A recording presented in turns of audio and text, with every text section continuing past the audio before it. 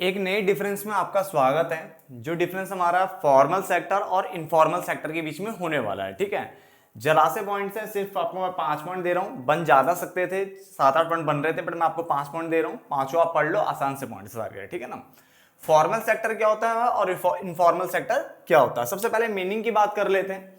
तो मीनिंग में देखो क्या लिखा हुआ है कि फॉर्मल सेक्टर जो है, इसने कहा ऑल एस्टेब्लिशमेंट्स विच एम्प्लॉय, यानी जो रखता हो 10 और उससे ज्यादा 10 और मोर हायर्ड वर्कर, जिसके पास 10 या 10 से ज्यादा वर्कर होते हैं, ठीक है, उसको फॉर्मल सेक्टर बोला गया है। जबकि इनफॉर्मल सेक्टर की बात करें तो ऑल एस्टेब्लिशमेंट विच एम्प्लॉय लेस देन, ठीक है ना, लेस देन कितना 10, जिसमें 10 से कम हो तो इनफॉर्मल सेक्टर है। तो ध्यान से समझना, देखो 10 या 10 से ज्यादा, 10 या 10 से ज्यादा वर्ड जो लिखा है वो यहां पे आएगा फॉर्मल में, और 10 से कम यानी 9 तक अगर मैं बोलता हूं तो कहां पे आएगा, इनफॉर्मल सेक्टर में। तो पहला पॉइंट क्लियर हो गया, ठीक है। पहले पॉइंट पे क्वेश्चन बन जाते कई बार। तो ऑल एस्टेब्लिशमेंट विच एम्प्लॉय 10 और मोर देन 10, ठीक है, 10 और मोर हायर्ड वर्कर, उसको क्या बोला गया है, फॉर्मल सेक्टर बोला गया है। जबकि अगर हम इनफॉर्मल सेक्टर की बात करें जिसमें less than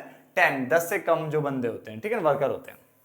then government supervision की बात करें तो उसने बोला था फॉर्मल सेक्टर कॉम्प्राइजेस, ठीक है, comprises business and economic activities, यानी इसमें वो बिजनेस एंड इकोनॉमिक एक्टिविटीज आती है जो कि under supervision of the government, यानी जो गवर्नमेंट के अंडर रेगुलेशन या सुपरविजन होता है, इसमें गवर्नमेंट का हस्तक्षेप आपको देखने को मिलेगा, गवर्नमेंट की देखरेख में ही होगा एक तरीके से ना।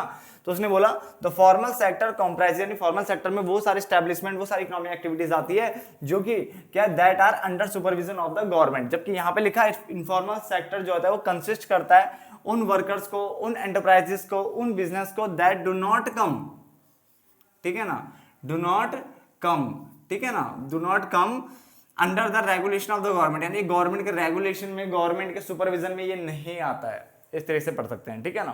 तो यहाँ पे देखो पहला पॉइंट यहाँ पे क्या लिखा हुआ है, 10 या 10 से ज्यादा वर्कर होंगे तो फॉर्मल, 10 से कम होंगे तो इनफॉर्मल।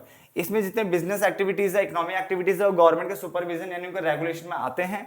यहाँ पे जितने बिजनेस एक्टिविटीज की बात करें, ये एंटरप्राइजेस लिखा है ना, वर्कर्स लिखा है, ये do not come under the regulation of the government, government के देख रेख में नहीं आ पाते हैं, ठीक है ना। बस एक यहाँ पे एक एक्ट होता है, अगर आपको ध्यान हो, एक वेजिस एक्ट होता है, ठीक है, वो थोड़ा बहुत लगता है इसमें, बाकी कुछ नहीं है ऐसा जहां तक है, ठीक है, जहां तक मेरी नॉलेज कह रही है। आगे देखते हैं, सैलरी वेजेस की बात कर लेते हैं। सैलरी वेजेस की अगर बात करें, यानी जो पे स्केल होता है और फॉर्मल सेक्टर वो हाई होता है as compare to informal sector, यहाँ पे जो सैलरी वैलरी मिलती है वो ज्यादा मिलती है as compare to informal sector. यहाँ पे लिखा हुआ है दिस सेक्टर हैज कंपैरेटिवली, यानी उसके कंपैरिजन में लो पे स्केल होता है। इसका क्या होता है, लो पे स्केल होता है। तो 3 पॉइंट क्लियर हो गया, समझ में आ गया। इसके अलावा आप यहाँ पे एक पॉइंट ये भी लिख सकते हो कि यहाँ पे जो है ना वो इस तरह से बोलो तो फिक्स सैलरी रहती है। यहाँ पे हो सकता है दिहाड़ी बेसिस पे कभी ज्यादा कभी कम स्टेप पे मिल सकते हैं, ऐसा रहता है यहाँ पे, ठीक है ना। आगे सोशल सिक्योरिटी बेनिफिट, यानी प्रोविडेंट फंड, पेंशन वेंशन जो होता है ना, इन सब का बेनिफिट मिलता है। तो उसने बोला workers working in this sector, नहीं इस सेक्टर में जो वर्कर काम कर रहे हैं उनको सोशल सिक्योरिटी बेनिफिट के लिए वो एंटाइटल होते हैं, उनको मिलते हैं। बट यहाँ पे जो वर्कर है उनको सोशल सिक्योरिटी बेनिफिट नहीं मिलता है। 4 पॉइंट क्लियर हो गए, काफी अच्छे डिफरेंस है। पहला 10 या 10 से ज्यादा है तो फॉर्मल, 10 से कम है तो इनफॉर्मल। दूसरा हमने क्या बोला कि यहाँ ये जितनी भी बिजनेस एक्टिविटीज है, जितनी भी इकोनॉमिक एक्टिविटीज, वो गवर्नमेंट के सुपरविजन के अंदर आएगा, उनके रेगुलेशन के अंदर आएगा। यहाँ पे जितनी बिजनेस एक्टिविटीज है, जो वर्कर्स है, एंटरप्राइजेस है, वो गवर्नमेंट के रेगुलेशन, उनके सुपरविजन में नहीं आ पाते, ठीक है ना। उसके बाद अगर हम बात करें सैलरी वेजेस की, तो यहाँ पे जो है ना वो हाई, जो उनका पे स्केल होता है, हाई सैलरी वेजेस मिलती है as compare to informal sector. और इनफॉर्मल सेक्टर में क्या मिलती है, इसका मतलब कम मिलती है। क्लियर हो गया। उसके बाद मैंने कहा सोशल सिक्योरिटी बेनिफिट, यानी प्रोविडेंट फंड, पेंशन, इन सब का जो होता है ना बेनिफिट, यहाँ पे सोशल सिक्योरिटी बेनिफिट के लिए वो ये जो वर्कर है वो एंटाइटल होते हैं, यहाँ पे इनको ये बेनिफिट नहीं मिल पाता, इनको कहते हैं सोशल सिक्योरिटी बेनिफिट। क्लियर है। लास्ट पॉइंट की अगर हम बात करें तो ट्रेड यूनियंस की बात करें, जैसे आपने देखा होगा कि काफी सारे वर्कर बनकर मिल करके एक ट्रेड यूनियन बनाते, एक संघ बना लेते, ग्रुप बना लेते हैं, ठीक है ना।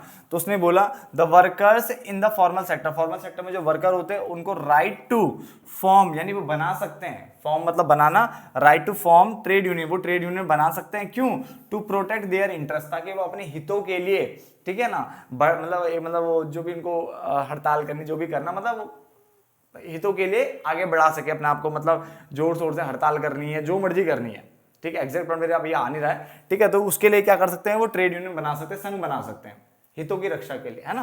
तो the workers in the formal sector have a right to form trade unions to protect their interest, अपने इंटरेस्ट को बचाने के लिए, अपने हितों की रक्षा करने के लिए वो ट्रेड यूनियन बना सकते हैं और बनाते भी है, ठीक है ना।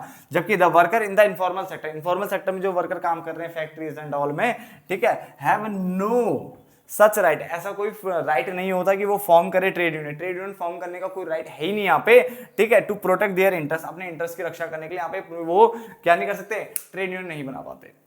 क्लियर हो गया। तो ये 5 पॉइंट थे, बस इतने में ही वीडियो खत्म कर देते हैं, ठीक है ना। 5 पॉइंट तो सफिशिएंट है आपके लिए, फटाफट से नोट डाउन कर लीजिए ताकि अगर पेपर में इससे रिलेटेड क्वेश्चन आता तो आप उसको अटेंड कर सको, ठीक है ना।